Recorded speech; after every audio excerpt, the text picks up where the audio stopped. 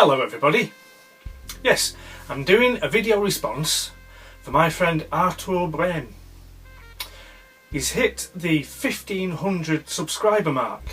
Massive achievement, massive milestone, well deserved as well. And he's having a giveaway to mark the occasion. So he's asked us to make a video showing your prettiest and your ugliest knives. And I didn't need to think for very long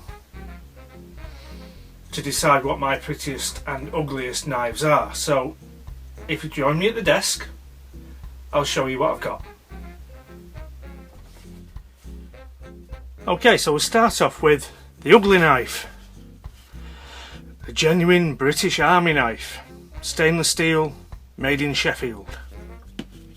Now in fairness, this was never intended to be a pretty knife, a showpiece.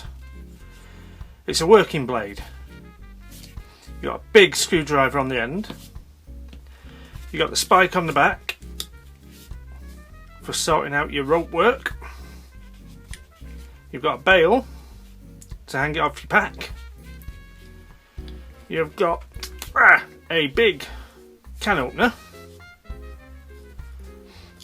And you've got the main blade, which is 2.5 inches. Now this is all stainless steel construction.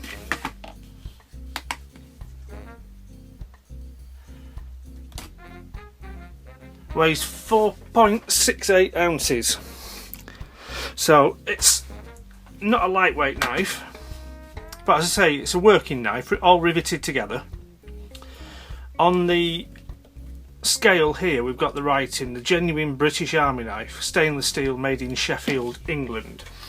Now this, although it is the same pattern as the military one, and it's the same company making them, this is for the civilian market. The actual military issue ones don't have this. They have NATO stock number and the little symbol. But as I say, it's a working knife, and the most important thing you want from a working knife is to cut things. And this one came with no edge whatsoever. Absolutely dreadful. So I had to do quite a bit of work on the blade, which is mystery steel as far as I know. But now at least it will cut.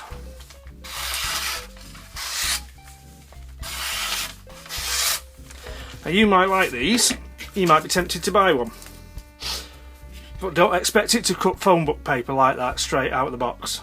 Well, they don't even come in a box, they come in a little plastic bag. But I think that's the ugliest knife in my collection. It's a bit tricky with the light glaring off it there. You might like it.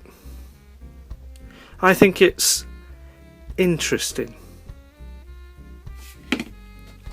So, what's the prettiest knife in my collection? Well, we'll get rid of that.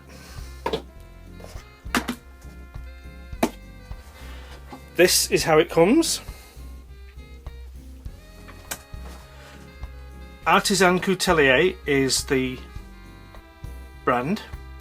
The knife maker is Renaud Aubry. Shortly after I bought this, he took on another member of staff who at the time was just starting to learn the workshop and was providing a support function. The plan is for this other fella to make knives in his own name, and I don't know if he started doing that yet. But we've got a nice heavy duty box, and the knife comes in a little microfiber cloth. And here we have a 12cm Laguiole. So why do I think this is the prettiest knife in my collection? Well, I think that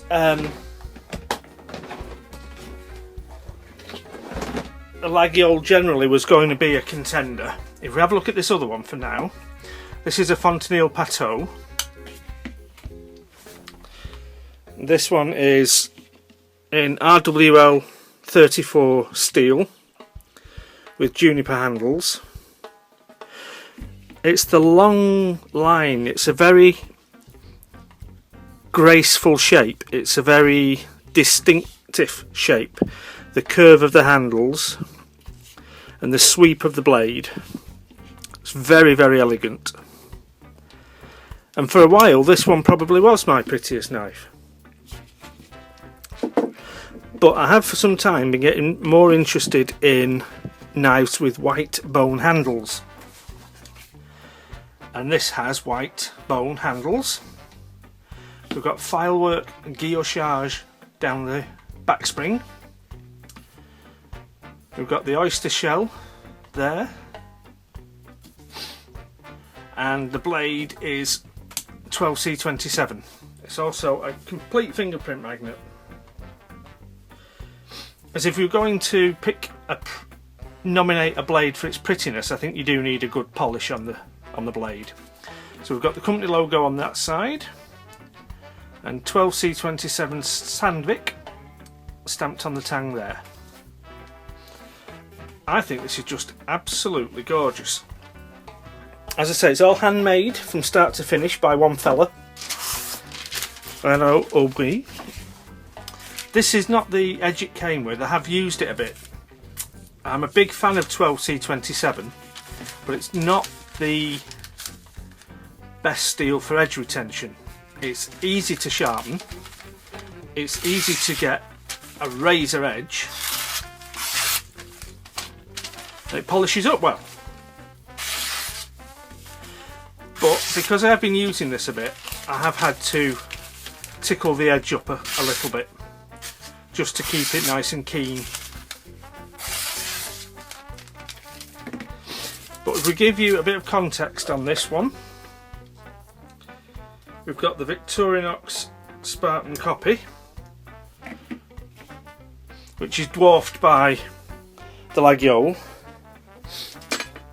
We've got a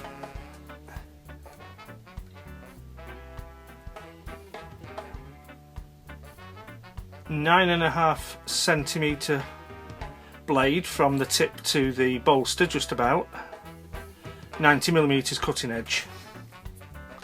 The 12cm I think relates to the handle length, but the closed length of the knife. So we've got 3.5-inch cutting edge on a 3 3/4 inch blade, and it's absolutely gorgeous. Not too heavy either for such a big knife.